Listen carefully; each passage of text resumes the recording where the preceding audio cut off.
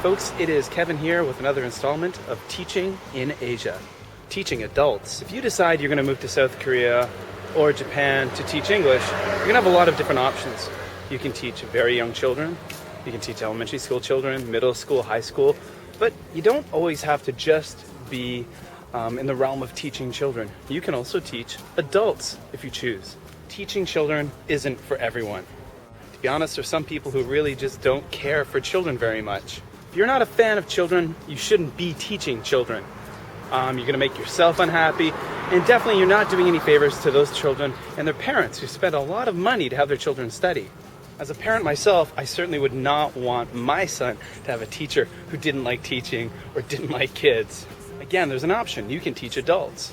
Even for people who really like kids and want to have a very different experience, I totally recommend teaching adults. My first 2 years in Korea, I taught children, and in the third year, I just wanted something really different. I wanted to change. I decided to work at an adult school. Now, most of my students were either university students or business people. They were what we call salarymen, office workers, male and female, some housewives, some retirees, quite a spectrum of adult learners. Now, what are the benefits of teaching adults? Well, first of all, they know a lot about the culture because, well, it's their culture. Now, kids are kids, and it doesn't matter where you go in the world, kids are kids, and they're pretty much the same.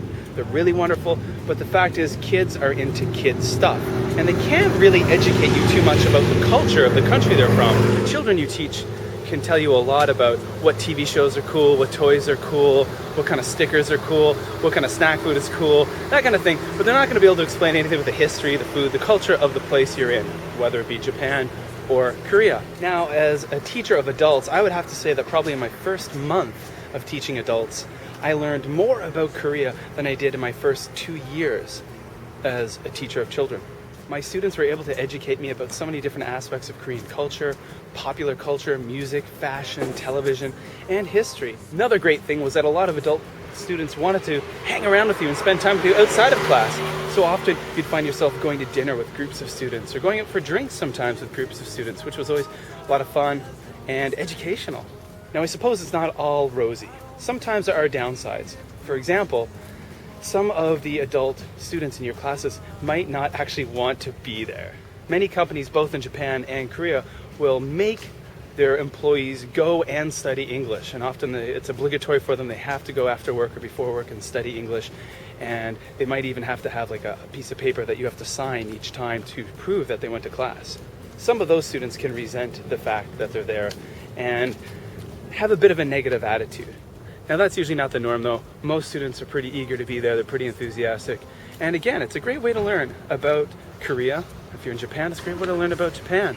Now, I myself, at the end of the day, prefer teaching children.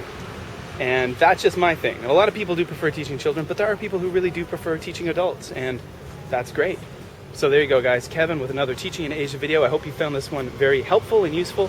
Some information about teaching adults in Korea and Japan. All right, guys, so check out my blog at KobeKevin.blogspot.com, a Canadian in Kobe, for lots of information about living abroad in Asia, life abroad, teaching, all that stuff. And also you can follow me on Twitter at JLaneKev. Links are below.